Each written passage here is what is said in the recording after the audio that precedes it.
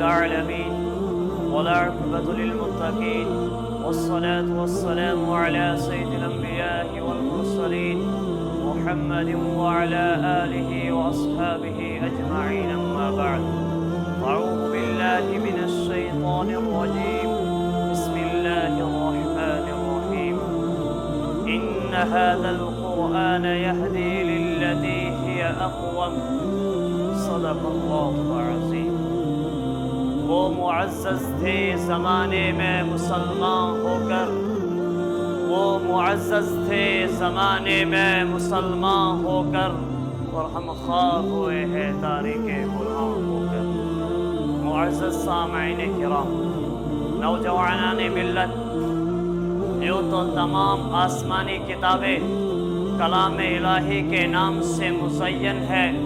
جس کے بغیر کسی مسلمان کا ایمان کامل اور مکمل نہیں ہو سکتا، اور ان تمام کتابوں میں افضل اور اعلیٰ مقام رکھنے والی کتاب آپ صلی اللہ علیہ وسلم پر نازل ہونے والی قرآن کریم لا ریب فیہ، جس میں کوئی شک اور شبہ کی گنجائش نہیں ہے۔ ہر دور میں انسانیت رشد و ہدایت کی پیاس سے بےتاب نظر آئی،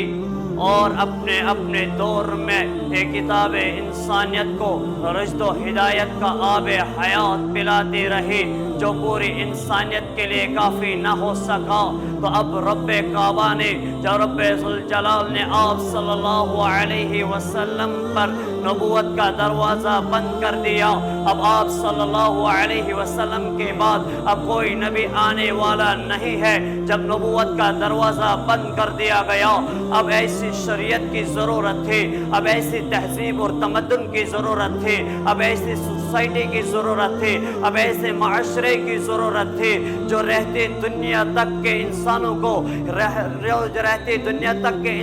کو رشد و ہدایت کی راہ دکھا سکے۔ اب ایسی کتاب کی ضرورت تھی جو قیامت تک انسانیت کو رشد و ہدایت کی راہ پر لے آئے۔ تو اللہ رب العزت نے کلام قرآن کو نازل فرمایا، یہدی للتی ہی اقوم۔ دنیا کی کوئی تہذیب وہ راستہ نہیں دکھا سکتے، دنیا کا کوئی طاقت وہ راستہ نہیں دکھا سکتا، دنیا کی کوئی تہذیب اور تمدن وہ راستہ نہیں دکھا سکتی ہے جو راستہ قرآن کریم نے دکھایا۔ یہدی للتی ہی اقوم، اللہ تعالیٰ نے اس قرآن کے ذریعے نسل انسانیت کو قیامت تک رشد و ہدایت کا راستہ دکھایا۔ یہی وہ قرآن ہے جو آپس میں محبت بانٹنے کے لیے آیا تھا، یہی وہ قرآن ہے جو آپسی نفرتوں کو ختم کرنے کے لیے آیا تھا، یہی وہ قرآن ہے جو نفرتوں کو جڑ سے اکھاڑ کر پھینکنے کے لیے آیا تھا، جس قرآن کا دنیا کی کوئی طاقت مقابلہ نہیں کر سکتی ہے۔ یہی قرآن ہے جس نے بہت سے قوموں کو عروج تک پہنچایا ہے، جو ذلت سے اٹھا کر عروج تک پہنچایا ہے، اور اسی قرآن کی وجہ سے بہت سے قوموں کو ذلت اور پستی کے غار میں جا گرایا، جس کو یوں کہا تھا اقبال نے، وہ معزز تھے زمانے میں مسلمان ہو کر،